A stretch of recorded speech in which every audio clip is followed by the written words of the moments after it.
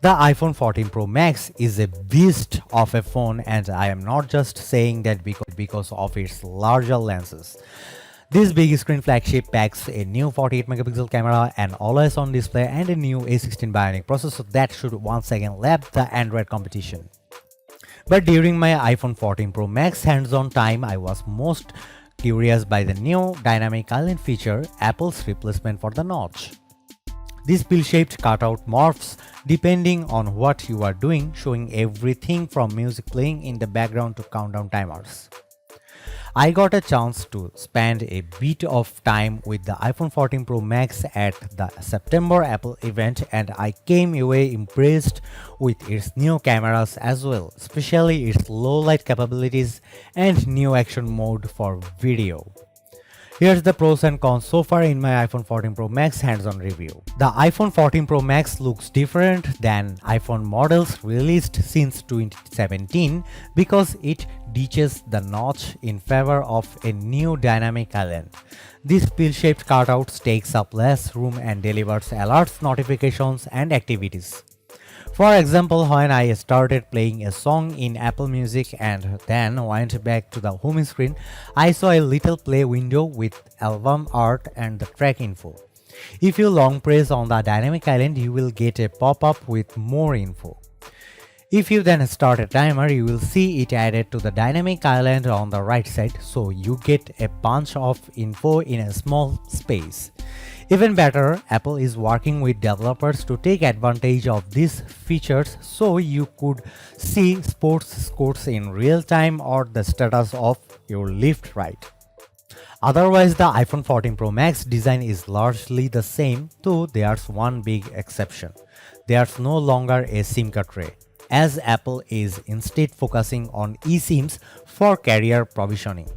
Some will not like this feature being killed, and I am among them. Around back, the iPhone 14 Pro Max features larger sensors in the camera bump. The overall design is slightly thicker and heavier at 8.47 ounces, 6.33 into 3.05 into 0.31 inches versus 8.46 ounces, 6.33 into 3.07 into 0.3 inches for the iPhone 13 Pro Max. You have 4 color options for the iPhone 14 Pro Max: deep purple, silver, gold, and space black. I am partial to the deep purple as it pops the most. I am not joking when I say the iPhone 14 Pro Max has the best display on any phone I have seen so far. And this 6.7-inch panel is super bright with a rated brightness of 1600 nits. Outdoors, the Pro Max is rated up to a whopping 2000 nits. Up close, I really appreciated the rich colors and detail as I watched a recorded video in the new action mode. It's like having a mini movie theater in your pocket. It gets better. The iPhone 14 Pro Max has an always-on display that shows you widgets and notifications in a low power state but still in color. This is much better than anything Android phones have tried, and because the display scales down to 1 Hz, it should use very little power. The new 48 megapixel camera on the iPhone 14 Pro Max gives you a lot of shooting flexibility. For one, you get a quad pixel sensor that captures 4 times more information. This lets you crop in on images after the fact, or you can have 4 pixels combined into one, which results in much brighter shots. The other big camera upgrade is the addition of a 2x telephoto zoom option. So you get 2x or 3x depending on what you want for a given photo. Apple showed off some photo samples and I was impressed with the low light images. This is thanks to a new photonic engine compunctual photography feature that promises up to 2x better low light performance on the main camera, up to 3x on the ultra wide camera, up to 2x on the telephoto camera, and up to 2x on the true depth camera. On the video front, there's a new action mode that offers a smoother recording when you are on the move. And you can now record cinematic mode footage at 4K resolution. A real-world video shows that the action mode looks like on the iPhone 14 Pro. We have lots of testing to do, but the iPhone 14 Pro Max has the potential to top our best camera phone list. The iPhone 14 Pro Max features a new A16 Bionic chip using a 4nm process, and Apple claims that its 6-core CPU is up to 40% faster than the competition. There's also an accelerated 5-core GPU with 50% more memory bandwidth.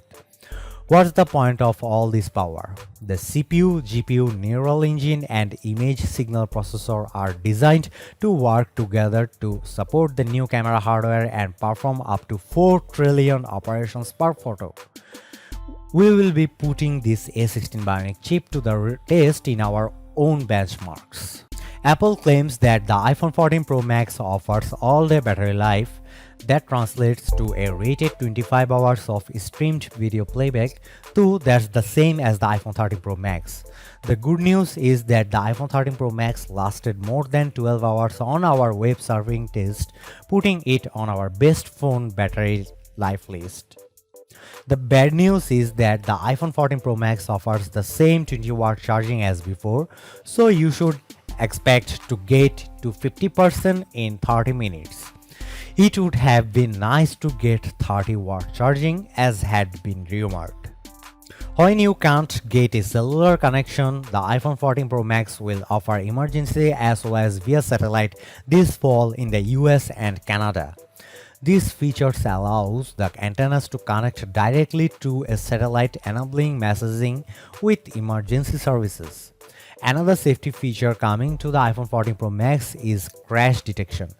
The phone leverages a new dual-core accelerometer high dynamic range gyroscope to detect a severe car crash and automatically dial emergency services.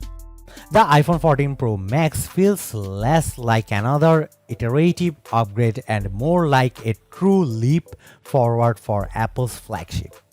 You get a powerful new 48-megapixel camera, a replacement for the notch that's actually smart, and an always-on display that can help make your life easier while saving battery life.